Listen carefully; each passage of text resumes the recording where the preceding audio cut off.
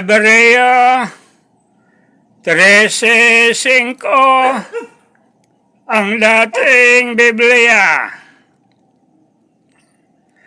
Mangilag kayo sa pag-ibig sa salapi. Mangagkasiya kayo sa inyong tinatangkilik, sapagkat siya rin ang nagsabi,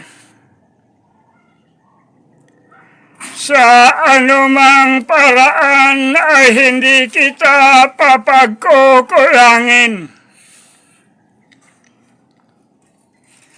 Sa anumang paraan ni hindi kita pababayaan.